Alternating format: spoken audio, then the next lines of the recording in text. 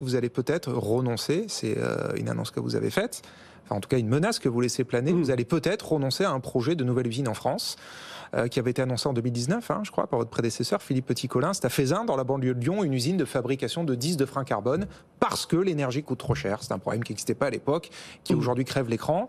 Vous êtes sérieux? Vous renoncez, vous envisagez de renoncer à cette usine? Alors, en 2019, nous avons donc annoncé notre projet de créer une 4e usine de freins carbone. Vous savez, nous sommes leader mondial dans le domaine des freins carbone. C'est une technologie que nous avons développée et aujourd'hui, nous sommes numéro 1 mondial dans ce domaine. Et nous livrons donc les flottes mondiales, les flottes au niveau mondial, tous les avions. En 2019, on voyait devant nous une augmentation de la demande et donc, pour nous, un besoin d'augmenter notre capacité.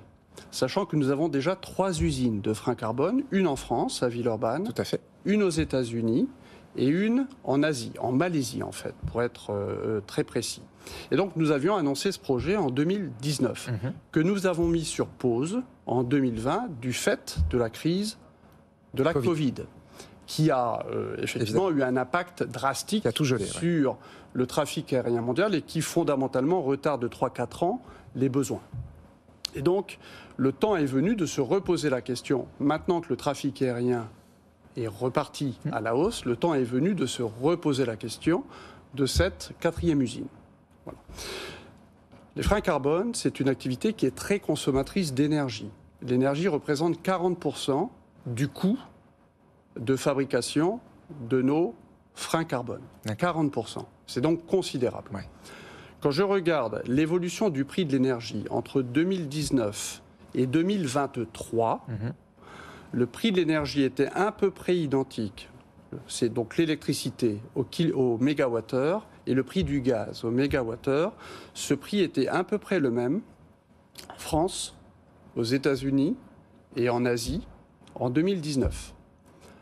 Sur les États-Unis et sur l'Asie, ce prix de l'énergie reste à peu près stable entre 2019 et 2023.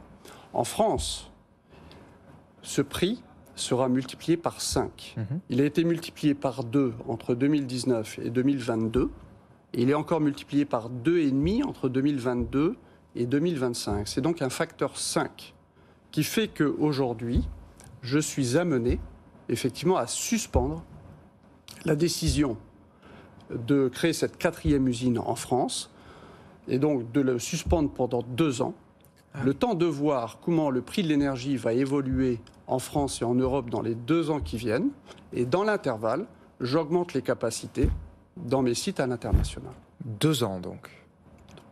L'usine devait ouvrir quand initialement? L'usine devait ouvrir initialement en 2024. Donc ce sera au mieux pas avant 2026. Et donc là, si on prend la décision de lancer cette usine aujourd'hui, ce serait pour une ouverture en 2028.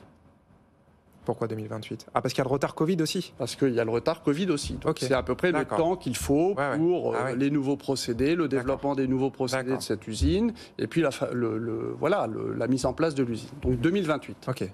4 ans de Effectivement, j'ai un besoin capacitaire pour 2028.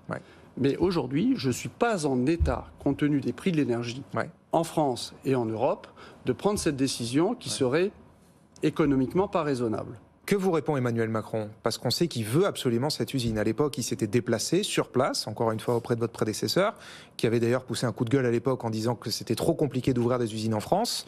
Là, maintenant, le problème est autre, c'est le problème de la facture énergétique. Qu'est-ce qui vous répond Emmanuel Macron quand il vous entend dire que cette usine est menacée? Je n'ai pas eu de discussion directe avec le président de la République sur le sujet, mais ce que j'ai annoncé, c'est une suspension pendant 2 ans. Ce n'est pas un renoncement au projet, c'est simplement... Non, mais on comprend bien que si les choses ne s'améliorent pas, vous faites une croix.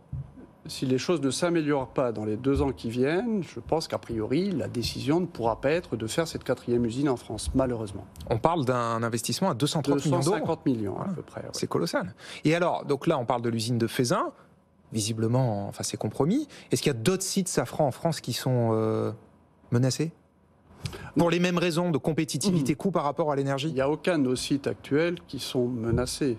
Je ne vous parle pas de délocalisation. Nos sites actuels ne sont pas menacés. Villeurbanne, par exemple, n'est pas très compétitif à côté.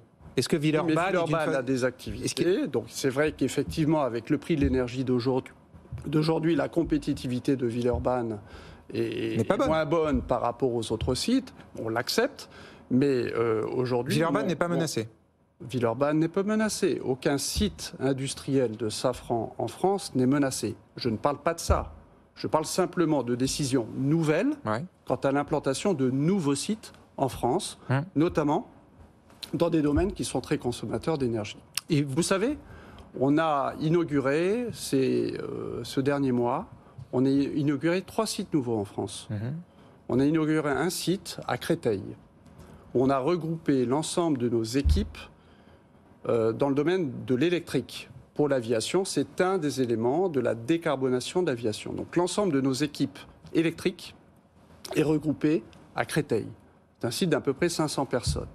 On a annoncé un nouveau laboratoire à Vélizy pour développer les systèmes de train d'atterrissage de demain.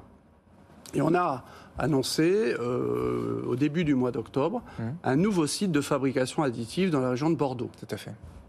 Et alors, donc vous voyez, on continue à avoir des activités et de développer nos activités en France.